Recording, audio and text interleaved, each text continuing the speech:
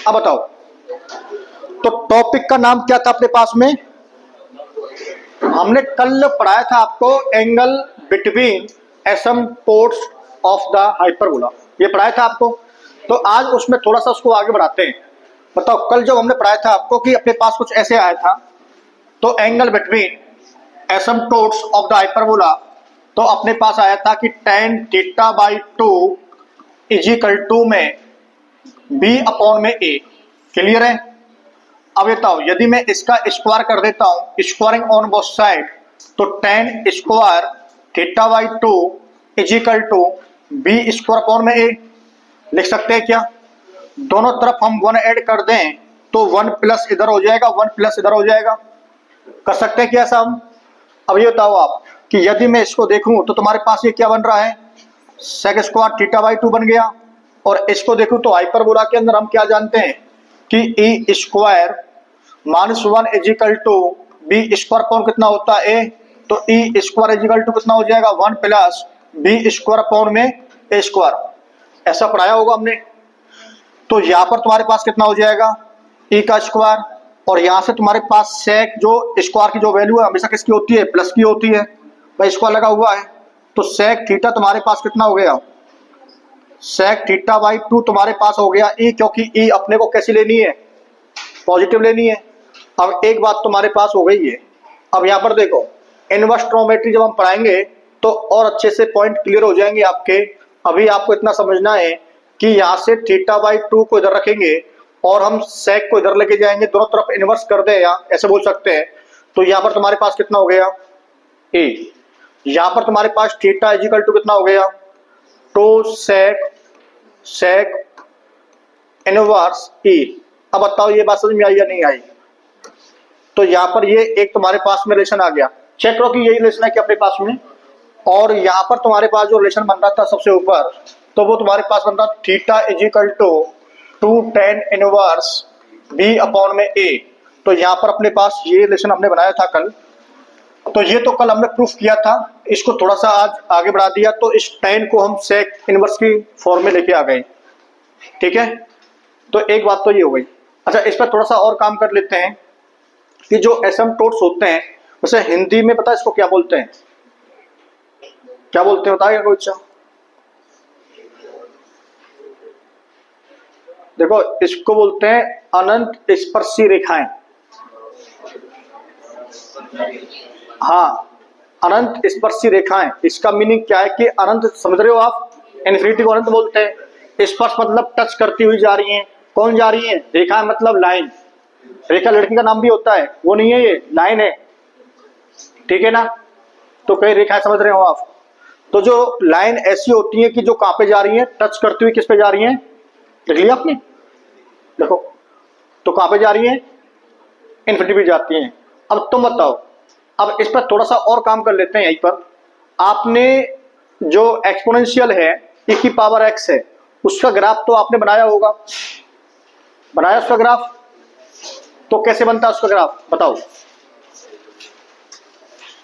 उसका ग्राफ कैसे बनता है? a की पावर x का ग्राफ बनाए ग्राफ? चलो देखो, e की पावर x का ग्राफ बनाते हैं। मेरे हिसाब से e की पावर x का ग्राफ ऐसे बनता है, और इसको हम ऐसे डाल देते हैं यहां पर, और यहां पर तुम्हारे पास पॉइंट आता है 1,0। कुछ समझ में आ रहा है? e की पावर x का ग्राफ बन रहा है। अब यहां पर थोड़ा सा ध्यान देंगे आप, तो e की पावर जो x का जो एसिम्पोट्स है ना, वो आपको बनाना है। अब बताओ कि ये तुम्हारे पास जो लाइन है x एक्सिस, इसको कहां पे टच करेगी? वो इन्फिनिटी पे टच करेगी। इसका मतलब ये इसके लिए क्या हो गई? अच्छा, x की वैल्यू यदि मैंने इन्फिनिटी ले ली तो y कितना हो जाएगा? अब मेरी बात सुनना ध्यान से, कौन सा इन्फिनिटी ले रहा हूं मैं? प्लस का या माइनस का? माइनस का। तो यहाँ पर e की पावर जो x है, यदि यहाँ पर मैंने x की वैल्यू कितनी ले ली? माइनस के इन्फिनिटी, तो y इज इक्वल टू कितना हो जाएगा? 0। अब ये सिखाएंगे आपको लिमिट के अंदर। बात समझ में आ गई ना? जब लिमिट पढ़ाएंगे तो वहां पे अच्छे से क्लियर हो जाएगी। तो अभी आप ये समझो कि ऐसे तुम्हारे पास में दूसरा कौन सा होता है, लॉगरिथम। बताओ लॉग का जो ग्राफ बनता है वो तुम्हारे पास कुछ ऐसे बनता है, ये बनता है ना ऐसे। अब यहाँ पर जो लॉग का जो ग्राफ बनेगा वो जब इस तरीके से जब बनेगा तो यहाँ पर जो y है, यहाँ पर देखना जो y है वो तुम्हारे पास किसका काम कर रही है, एसिम्पटोट्स का काम कर रही है ना, कि वो जैसे ही आगे जाएगा इस तरीके से जाएगा।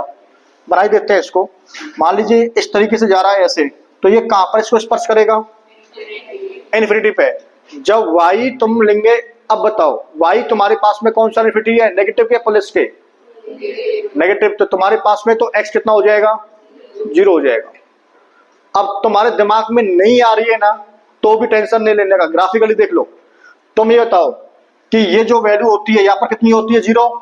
तो 0 से ऊपर प्लस है और 0 से माइनस नीचे, और यहाँ पर जो ये वैल्यू है किसकी वैल्यू बेटा, ये सब y की वैल्यू है। किसकी वैल्यू है, सब y की। तुम ये बताओ जब ये इसको इन्फिनिटी पे कहां पे जाएगा, किसको टच करेगा, ये मान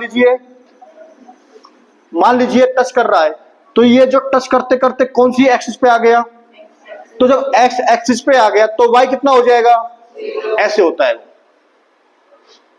रफ एंड टफ समझ लो। अब बात समझ में आ गई। अब ये बात समझो कि जो तुम्हारे पास ये बन रहा है ये किसको टच करेगा, y को।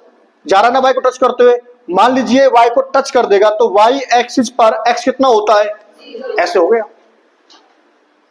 अब बात समझ में आ गई। तो रटने वाली कोई बात नहीं है, इन ग्राफों को आप आगे बढ़ा के देखेंगे तो समझ में आ जाएंगे। कॉमन सेंस की बात है कि हम जानते हैं कि जो x एक्सिस है उस पर y कितना होता है, 0, और y एक्सिस पर x कितना होगा, 0। अब तो ठीक है। तो तुम्हारे पास में ये दो जो है यहाँ भी इनके एसिम्पटोट्स बन रहे हैं। अब बहुत बनेंगे अपने पास में, लेकिन हमें हाइपरबोला पे काम करना है। तो हाइपरबोला पे एक बात तो ये हो गई, कौन सी बात हो गई, कि हमने वास्तव में जो tan θ/2 = b/a था, वहां से हमने थीटा = 2 tan इनवर्स के b/a निकाल लिया, और वहीं से हमने sec की फॉर्म में उसको लेके आ गए। tan इनवर्स को किस में लिख दिया हमने, sec इनवर्स में, और वहां पर तुम्हारे पास कितना आ गया, बताओ कितना आ गया, थीटा = 2 sec इनवर्स के e आ गया। ठीक है। तो यदि इन दोनों में कोई भी पूछे तो आप बता सकते हैं। अब नेक्स्ट जो टॉपिक है हमारे पास में उस पर काम करते हैं, वो है अपने पास में रेक्टेंगुलर हाइपरबोला। ये बहुत दिन से आप लोगों को याद था इस बात का। बताओ कि रेक्टेंगुलर हाइपरबोला होता क्या